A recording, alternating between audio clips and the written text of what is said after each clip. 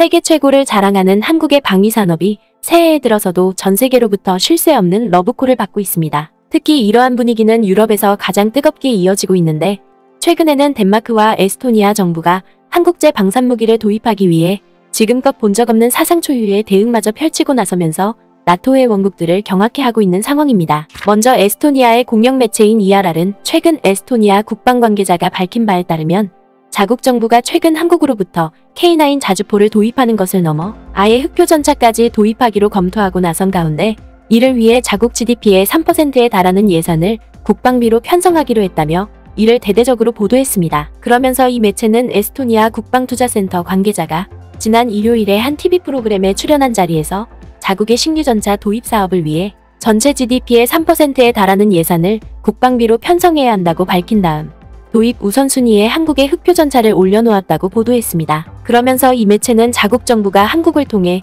흑표전차를 도입하고 나선 것은 바로 단순하고 명확한 이유가 있기 때문이라고 보도했습니다. 바로 에스토니아뿐만 아니라 EU 국가이자 같은 나토 회원국인 폴란드와 노르웨이 또한 마찬가지로 흑표전차를 도입했거나 도입을 검토하고 나섰기 때문이라는 것입니다. 한국의 흑표전차와 독일의 레오파르트를 놓고 18억 유로 규모의 입찰을 계획하고 있는 노르웨이와 마찬가지로 다른 나토 국가들 또한 중전차 조달을 계획하고 있다. 폴란드 역시 한국으로부터 흑표전차 180대를 구매할 예정이며 이틀은 약 1000대에 달한다고 에스토니아 국방투자센터 관계자가 덧붙였다. 더군다나 이 매체는 한국의 흑표전차 경우에는 유지보수를 위한 시설까지 현지에 구축하는 장점을 갖추고 있다는 점에서 에스토니아 정부가 이를 마다할 이유가 전혀 없다고 보도했습니다. 그리고 에스토니아의 이 같은 상황에 더해 덴마크 정부마저도 북유럽 국가들과 같은 행보를 보이고 나서면서 미국과 나토 회원국들을 경악해 하고 있다는 점입니다. 이와 관련해 지난 23일 미국의 대표적인 경제매체로 잘 알려진 포브스는 나토 회원국들이 우크라이나의 구형 곡사포를 지원한 뒤에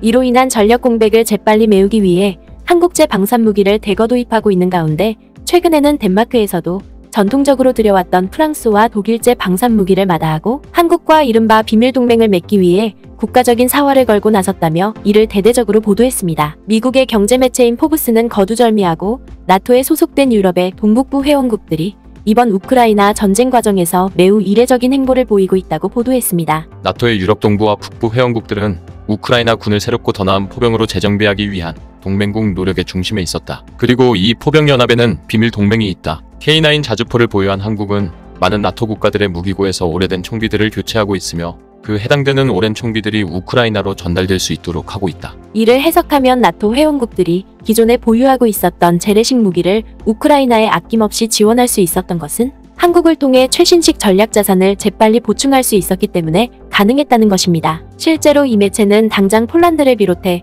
노르웨이와 에스토니아 상황만 놓고 보더라도 모두 구형 곡사포를 우크라이나에 기증한 다음에 곧바로 한국을 통해 K9 자주포를 신속하게 도입하는 과정을 거쳐왔다고 보도했습니다. 그러면서 이 매체는 이들 세 나라가 2억 마일이나 떨어진 한국을 통해 K9 자주포를 대규모로 도입한 이유는 매우 간단하다고 소개했습니다. 바로 한국의 K9 자주포는 나토의 표준인 155mm 포탄을 발사하는 궤도식 자주포이기 때문에 나토 회원국들이 곧바로 실전 배치할 수 있는 우수한 전략 자산이라는 것입니다. 또한 K9 자주포는 미국의 자주포와 비교해서도 엄청난 성능을 자랑하고 있다는 것입니다. 그도 그럴 것이 포브스는 한국에서 K9 자주포가 개발되기 직전인 1980년대까지만 하더라도 북한의 곡사포는 미국의 유일한 자주포 모델을 능가할 정도로 엄청난 사거리를 자랑했다고 보도했습니다. 때문에 이 매체는 당시 한국에서는 이러한 전력 열세를 극복하기 위해 1990년대 초반에 자체적인 자주포 개발에 나섰고 기어코 K9 자주포라는 명불허전을 만들어냈다고 극찬했습니다. 뒤이어 이 매체는 K9 자주포가 명품 자주포라는 명성답게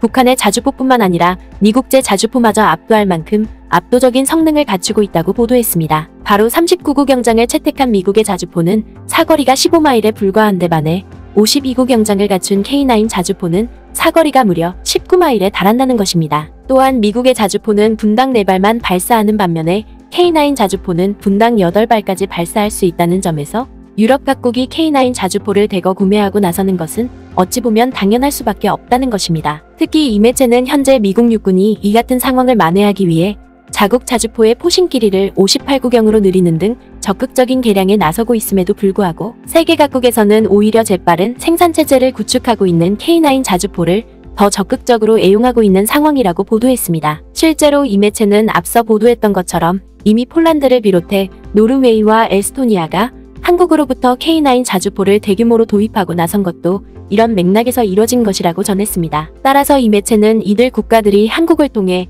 세계 최고를 자랑하는 K9 자주포를 대규모로 들여오면서 결과적으로 기존에 보유하고 있던 모든 노후 자주포를 우크라이나에 지원하게 되는 일거양득의 효과를 누리고 있다고 보도했습니다. 수백 대의 K9 자주포는 오래된 M109를 비롯한 다른 대량의 자주포와 견인포들을 불필요하게 만들었다. 때문에 러시아가 2022년 2월부터 우크라이나에 대한 전쟁을 확대하자 폴란드와 노르웨이 그리고 에스토니아는 우크라이나에 여분의 무기를 제공하기 시작했다. 폴란드는 22대의 소련제 자주포와 18대의 크랩 전차를 넘겼다. 바르샤바는 또한 우크라이나에 54대에 달하는 폴란드제 크랩 전차를 추가로 판매했다. 노르웨이는 21대의 M109 전차를 우크라이나에 수송했다. 에스토니아는 규모면에서 사실상 가장 관대했다. 발트해의 작은 연안 국가는 보유하고 있던 D30 곡사포와 F-70 견인포 60대를 모두 기증했다. 또한 미국의 경제매체인 포브스는 한국으로부터 K9 자주포를 도입하고 이를 통해 노후된 전략자산을 우크라이나에 효과적으로 지원할 수 있었던 이들 세 나라의 행보는 결과적으로 유럽의 다른 나토 회원국들에게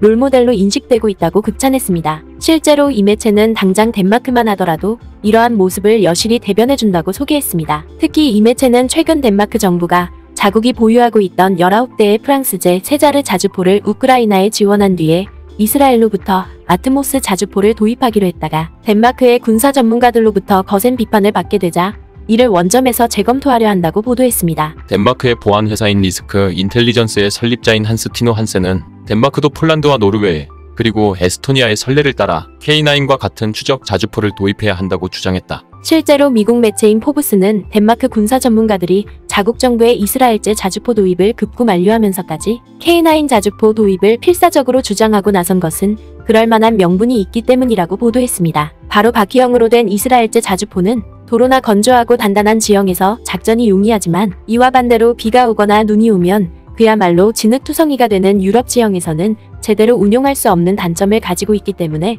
오히려 유럽에서는 궤도식을 채택하고 있는 K9 자주포가 훨씬 낫다는 것입니다. 그리고 이러한 증명은 이미 앞서 K9 자주포를 도입한 유럽의 여러 국가들이 여러 차례 선보였다는 점에서 덴마크 정부가 마다할 이유가 없다는 것입니다. 뿐만 아니라 이 매체는 덴마크 군사 전문가들이 이들 세 나라와 마찬가지로 한국과 비밀동맹을 맺어야 한다고 주창하는 이유가 또 하나 더 있다고 보도했습니다. 바로 우크라이나에 전략 무기를 보내고 난 뒤에 재빨리 전력 공백을 메울 수 있는 것은 한국제 방산무기밖에 없다는 것입니다. 특히 폴란드를 비롯해 노르웨이와 에스토니아가 200대에 달하는 엄청난 규모의 자주포와 곡사포를 우크라이나에 아낌없이 지원하고서도 오히려 자국의 국방력이 더욱더 강화될 수 있었던 것은 신속 정확하게 생산되는 한국제 방산무기를 재빨리 보충할 수 있었기 때문이라는 것입니다. 하지만 이와 정반대로 이스라엘 자주포는 납기 일정을 제대로 맞출 수 있을지 장담하기 어렵다는 점을 감안했을 때 만약에 덴마크 정부가 이스라엘제 자주포를 끝까지 고집할 경우 이를 통해 국방력을 신속하게 강화할 수 있을지